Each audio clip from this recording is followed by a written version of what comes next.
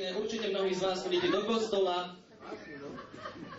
Ja chodím do kostola sa modliť Pánu Bohu za lepší rozum, ale zatiaľ to nezaberá. Ale poviem vám jednu príhodu o takom jednom pánovi farárovi, ktorý nebol v Dubnici, on bol z východného Slovenska, z Dunajskej Stredy a on bol strašne na peniaze.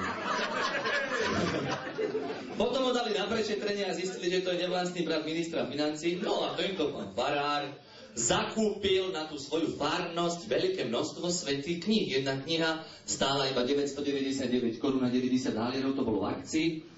A nikto si tú knihu z tých veriacich nekúpil. Tak pán úplne zúfalý zavolal kostolníka, ktorý bol trošku taký koktavý, ale nie veľmi, len tak 2,5 cm. A hovorí mu: Počúvaj ma, kostolník.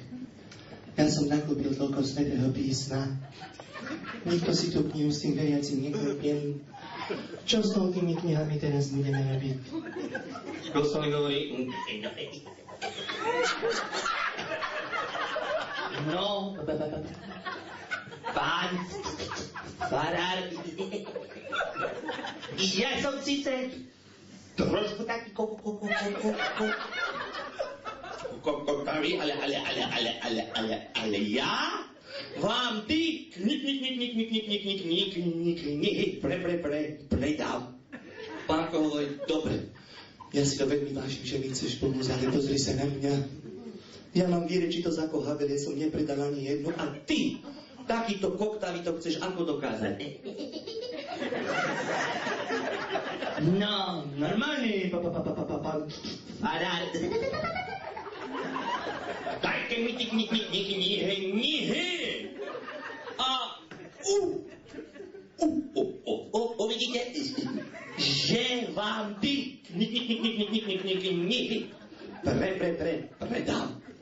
Tak nakoniec mu ten pánko tie knihy dal. O pol hodiny sa kostolník vrátil, dal mu na stôl všetky peniaze za tie predané knihy a pánko len rukami zalomil a hovorí: Pre Pána kráľa, Panenka Mária, svätý Jozef. A to sa ti ako podarilo?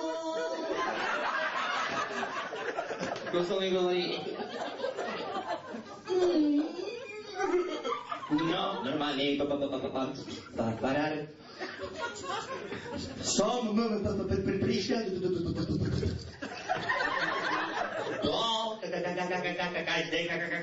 kakalupy a hovorím: Daj si knihy, lebo vám ich tu budem čítať.